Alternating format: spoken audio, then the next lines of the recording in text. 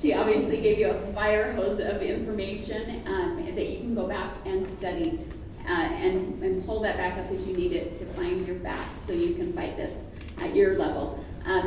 So I just want to first say how grateful I am for the parents in this state that are waking up and speaking up and doing the work to get educated, because the parents literally are the last gatekeeper, the firewall from this to prevent their kids from being exposed to this or indoctrinated in this. And it's a little bit hard because we are behind the curve on this, and we have to get up to speed very quickly. As you can see, they've been organized for a long time.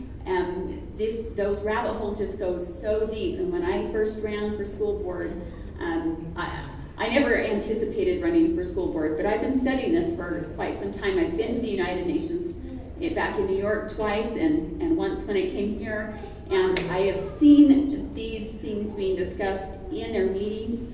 I've got, she mentioned UNESCO and the Sustainable Development Goals for 2030. This is UNESCO's book on the International Technical Guidance on Sexuality Education that I picked up from when I was at a meeting for youth on sex ed there at UNESCO's building in New York City. This was just laying there. It's a little beat up, and you know, there's a whole section in here on, what is this section called, that we're facing a lot right now. Understanding gender, the social construction of gender and gender norms, gender equality, stereotypes and bias, gender-based violence, and they go into all of these details of how they are trying to construct sexuality. Okay, they say gender is a construct, but what they're doing is exactly what they're saying is the problem. But so they are actually creating a structure around gender, a false structure. There's two genders. We know that biologically. There's a small group, minority of intersex, but that's a medical condition, not a biological DNA issue. Okay, so they're using those people to push this as there's lots of different genders, right?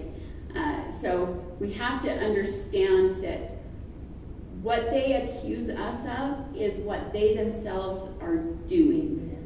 And once you see that and you start listening to them, you quickly pick up on what they're really doing. And it's this major gaslighting effort to make you think that, or me think that we're the crazies, that we're the problem, that we're the hateful bigots, when what they're doing is implementing and institutionalizing racism and gender confusion among our students, okay? And so you can't let the labels that they throw at you stick, okay? You have to realize, you have to know what the truth is, and you can learn it by reading their own documents. You don't have to take my word for it or Lisa's. You can go and read it yourself, and you quickly realize what's going on. So I just want to start here, and I apologize, I don't have nice slides made, but I have these documents with all of these links that I will forward to you that you can dig into, okay? So first off, just a couple of examples of CRT in Utah schools, and social emotional learning is the primary way CRT is getting into the schools. And here's the link to UtahParentsUnited.org, where you can learn, where they have lists. I mean, we put out a call to parents and said, write us your stories of what's happening in your schools with your kids, how they're being exposed to this. And they have over 100 pages of stories from parents. Not all of them they're not allowed to share them all because some are very sensitive, where you have kids that have actually tried committing suicide because how awful they're being made to feel. Like they're terrible people, and it's all based on these immutable characteristics that they have no control over, so that it makes them feel hopeless, that they're just this terrible person. It's not healthy for our kids. It's not healthy for our white students, it's not healthy for our students of color, it's not healthy for our LGBT students. It's harmful to everyone, and that's why we have to speak out against it. It's not because we're hateful, it's because we actually believe in true inclusion and empathy and respect, not their subverted form of it, okay? So we'll just go through a few of these. Also, just right there, you can follow Utahns Against Common Core on Facebook page for lots of examples and other parents that are posting stuff as it comes up. UtahParentsUnited.org and on Facebook. Utah Smoke Signal is a Utah teacher that is exposing what she's being trained in and what she's seen in the class, in the schools. She works in many of the different schools. You can follow me on, you can follow my official public Facebook page, Natalie J. Cline.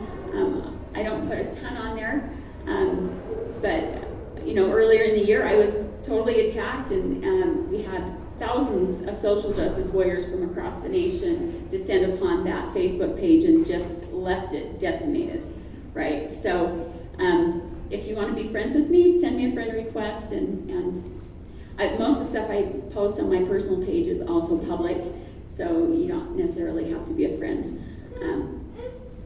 But that's to protect me from the ongoing attacks. So,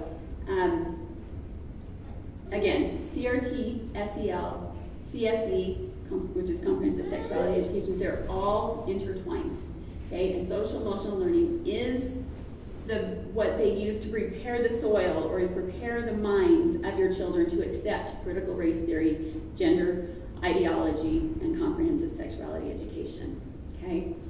To change their values, attitudes, and beliefs away from those taught in the family and by their faith tradition to what the world wants them to have so that they can be good global citizens. And I won't dwell too much on what Lisa already covered, but if you have questions about any of those themes, we might have time to talk about those. So, first thing I want to tell you about is Delta High School. I heard from